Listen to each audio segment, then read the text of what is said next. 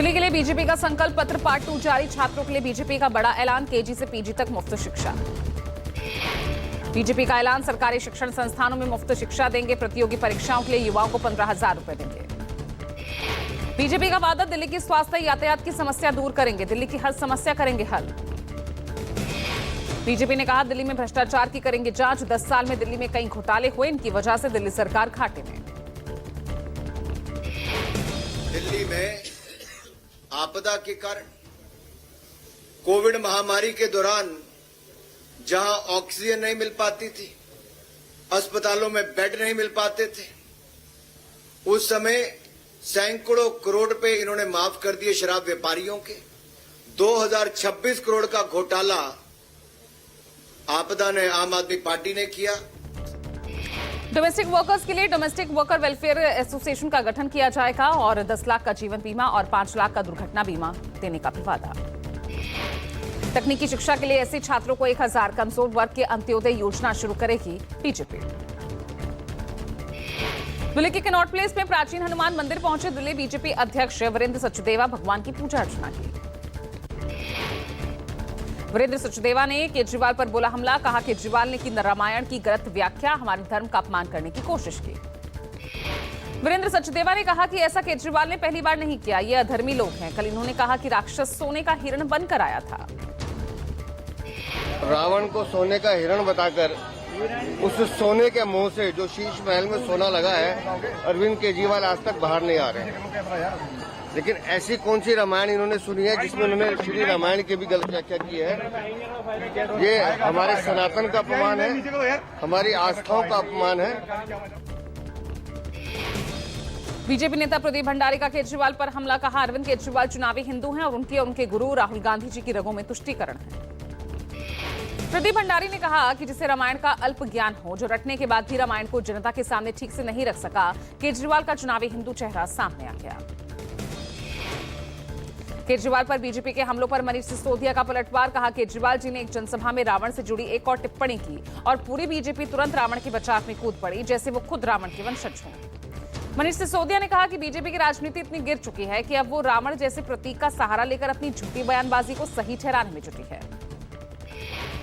मनीष सिसोदिया ने कहा, दिल्ली की जनता बीजेपी की असली मंशा को समझे। ये चुनाव के बाद गरीबों, मजदूरों, झुग्गीवासियों के लिए रावण से भी बड़ा खतरा साबित होंगे।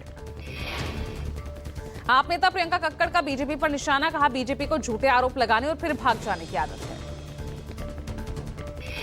प्रियंका कक्कड़ ने कहा, दिल्ली में एक ईमानदार सरकार है, इसलिए दिल्ली में देश में सबसे कम महंगाई है, सबसे ज्यादा प्रति व्यक्ति आय है और सबसे कम बेरोजगारी है। दिल्ली में एक ईमानदार सरकार है, जिस वजह से दिल्ली में देश की सबसे कम महंगाई है, हाईएस्ट पर कैपिटा इनकम है, सबसे कम जॉबलेसनेस है। ये सब करने के बाद एक मुनाफे का बजट। दिल्ली विधानसभा चुनाव में समाजवादी पार्टी आपके प्रत्याशियों का करेगी समर्थन, एसपी ने साफ किया। दिल्ली में कांग्रेस की तुलना में आप मजबूत है। यूपी से समाजवादी पार्टी कार्यकर्ताओं को दिल्ली जाने के निर्देश, अखिलेश ने कहा कांग्रेस नहीं, आम आदमी पार्टी के उम्मीदवारों को जिताने में ताकत लगाएं। कांग्रेस सांसद और लोकसभा में नेता विपक्ष राहुल गांधी आज कर्नाटक दौरे पर बेलगाम में जय बापू, जय भीम और जय संविधान रैली को संबोधित करेंगे। राहुल गांधी महात्मा गांधी की प्रतिमा का अनावरण भी करेंगे। कांग्रेस बाबा साहेब भीमराव अंबेडकर पर बयान को लेकर गृह मंत्री अमित शाह के इस्तीफे की मांग को लेकर कर रही रैली। राहुल की रैली के दौरान कांग्रेस के कई नेता मौजूद रहेंगे। पहले ये रैली 27 दिसंबर को होनी थी, लेकिन पूर्व पीएम मनमोहन सिंह के निधन की वजह से रैली को टाल दिया गया था। पीएम मोदी पर राहुल गांधी ने साधा निशाना, ट्वीट कर कहा, मोदी जी के विकसित भारत की सच्चाई, मेहनत आपकी, मुनाफा किसका। राहुल गांधी ने कहा कि सभी के खून पसीने से देश की अर्थव्यवस्था का पहिया घूम रहा है, लेकिन क्या आपको इसमें उचित हिस्सा मिल रहा है? आसमान छूती महंगाई से लोग परेशान हैं। राहुल ने कहा, लगातार बढ़ती जा रही बेरोजगारी, किसान और मजदूरों की हालत बदहाल है, गरीब और मिडिल क्लास का जीना मुश्किल है। अभिनेता सैफ अली खान पर जानलेवा हमले के आरोपी शरीफुल इस्लाम को पुलिस सैफ के घर लेकर पहुंची। पुलिस ने रिक्रिएट किया क्राइम सीन। पुलिस ने आरोपी को ले जाकर इस बात की जानकारी ली कि उसने सैफ पर हमला किया कैसे वो सैफ के घर में घुसा और कैसे वो सैफ के छोटे बेटे जहांगीर के बेडरूम में जा घुसा। पुलिस ने यह भी जानकारी ली कि आरोपी सैफ पर हमला करने के बाद कैसे भागा, कैसे बांद्रा स्टेशन पहुंचा, सैफ की बिल्डिंग में घुसते वक्त हमलावर किसी भी कैमरे में नजर क्यों नहीं आया। पुलिस सूत्रों के मुताबिक आरोपी मेघालय की डाबकी नदी के रास्ते बांग्लादेश से भारत में घुसा, कुछ समय तक पश्चिम बंगाल में रहा और वहीं से उसने फर्जी आधार कार्ड बनवाया था। छत्तीसगढ़ में नक्सलियों के खिलाफ बड़ा ऑपरेशन, सुरक्षा बलों ने 14 से ज्यादा नक्सलियों को मार गिराया।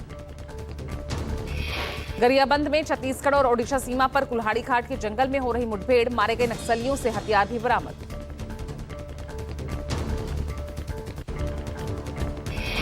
नक्सलियों के खिलाफ एक्शन पर छत्तीसगढ़ के डिप्टी सीएम अरुण साव का बयान। गृह मंत्री अमित शाह ने जिस प्रकार ऐलान किया कि 31 मार्च 2026 तक देश को नक्सल मुक्त किया जाएगा।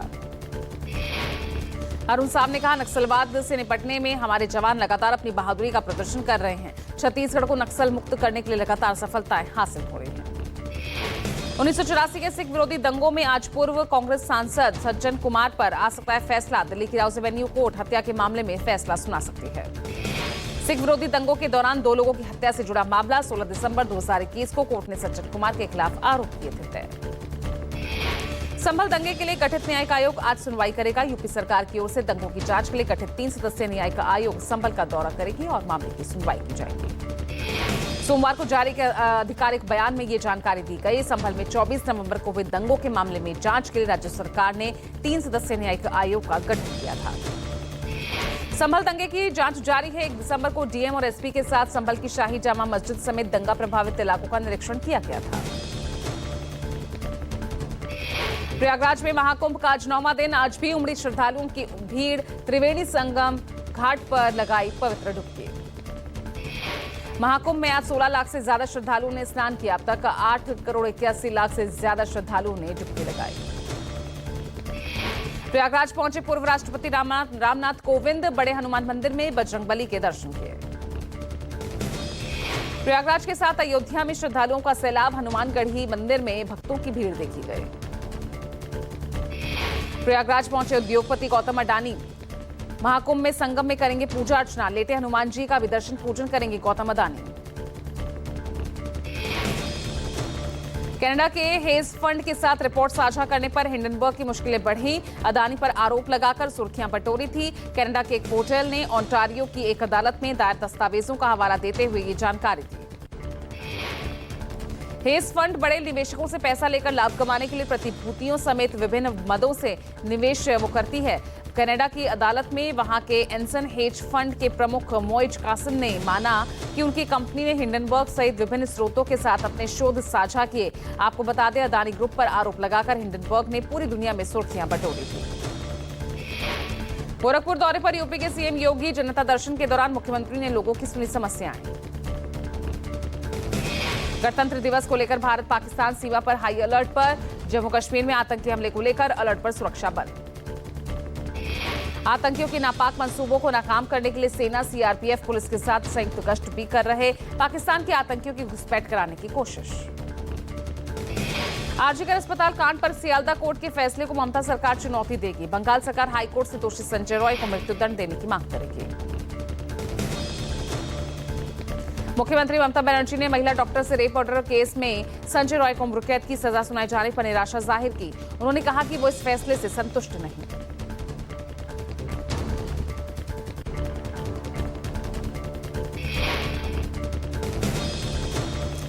डोनाल्ड ट्रंप अमेरिका के 47वें राष्ट्रपति बन गए हैं। ट्रंप ने कैपिटल हिल में अमेरिका के राष्ट्रपति पद की शपथ ली। ट्रंप ने कहा कि अमेरिका का स्वर्णिम युग अभी से शुरू हो रहा है। हमारी सर्वोच्च प्राथमिकता एक ऐसा राष्ट्र बनाना होगा जो गौरवान्वित, समृद्ध और स्वतंत्र हो। डोनाल्ड ट्रंप ने अमेरिका के राष्ट्रपति का पदभार संभाला। ट्रंप ने ओवल ऑफिस में कई कार्यकारी कार्रवाइयों पर हस्ताक्षर किए और मीडिया के सवालों के जवाब दिए। विदेश नीति पर बोले राष्ट्रपति डोनाल्ड ट्रंप, विदेश नीति पर मेरी प्राथमिकता अमेरिका को सुरक्षित रखना है। रूस यूक्रेन युद्ध को रोकने की योजना पर डोनाल्ड ट्रंप ने कहा, हमें इसे जल्द से जल्द पूरा कराने की कोशिश करेंगे। अगर मैं राष्ट्रपति होता तो यूक्रेन और रूस के बीच युद्ध कभी शुरू नहीं होता। ट्रंप ने कहा, हम चीन के राष्ट्रपति के साथ बैठकें और बातचीत करने जा रहे हैं। पिछले सप्ताह जिनपिंग से बात हुई थी। मेरी फोन पर बातचीत बेहद अच्छी रही। शपथ ग्रहण के बाद डोनाल्ड ट्रंप ने किए कई फैसले। कहा, मैं अनुचित पेरिस जलवायु समझौते से हट रहा हूं। चीन प्रदूषण फैला रहा है। अमेरिकी राष्ट्रपति ट्रंप ने वॉशिंगटन डीसी के कैपिटल वन एरिना में गाजा में बंधक बनाए गए इजरायली बंधकों के परिवारों से मुलाकात की। जम्मू कश्मीर के राजौरी में रहस्यमयी बीमारी से जारी है दहशत। बुधलगांव में बीमारी से अब तक 17 लोगों की मौत। राजौरी में एनसीडीसी और आईसीएमआर की टीमों को जांच के लिए तैनात किया गया। लोगों को सहायता और जरूरी चीजें मुहैया करा रही है सेना। यूपी के शामली में पुलिस को बड़ी कामयाबी मिली। पुलिस ने मुठभेड़ में 4 बदमाशों को ढेर कर दिया। थाना चिंचाना इलाके में यूपी एसटीएफ की मुस्तफा उर्फ कग्गा गैंग के बदमाशों से एनकाउंटर। मारे गए बदमाशों में 1 लाख रुपए का इनामी भी शामिल। यूपी के आगरा में पुलिस की बड़ी कार्रवाई। वाहन चोर गिरोह के साथ मुठभेड़, 1 चोर गिरफ्तार। गिरफ्तार बदमाश का नाम इकबाल उस्मानी है। बदमाश पर 6 से ज्यादा संगीन मामले दर्ज हैं। साथियों की तलाश में जुटी पुलिस। राजस्थान में विधायक रविंद्र सिंह भाटी के खिलाफ एफआईआर दर्ज हुई। भारतीय राष्ट्रीय सौर ऊर्जा महासंघ ने एक दिन पहले ही पीएम और सीएम को लिखा था पत्र। भारतीय राष्ट्रीय सौर ऊर्जा महासंघ के सीईओ सुब्रमण्यम ने इस मामले में एफआईआर दर्ज कराई। अब पूरे मामले की जांच करेगी सीआईडी सीबी और 1 साल में तीसरी बार रविंद्र सिंह भाटी पर एफआईआर दर्ज की गई। दिल्ली एनसीआर में शीतलहर का प्रकोप जारी। दिल्ली के कई इलाकों में छाया हुआ है कोहरा। जम्मू कश्मीर में जबरदस्त ठंड का प्रकोप लगातार गिर रहा तापमान। घने कोहरे से घिरा डल झील। यूपी के शहर में भीषण शीतलहर की चपेट में आगरा में छाया घना कोहरा। ठंड से लोग बेहाल। वाराणसी में भी तापमान में गिरावट जारी है। शीतलहर, घने कोहरे का प्रकोप। हरियाणा में भी भीषण सर्दी से लोग परेशान। करनाल में शीतलहर के साथ छाया हुआ घना कोहरा। दिल्ली में भीषण ठंड से ठिठुर रहे लोग। सर्दी से बचने के लिए लोग ले रहे हैं रैन बसेरे का आसरा।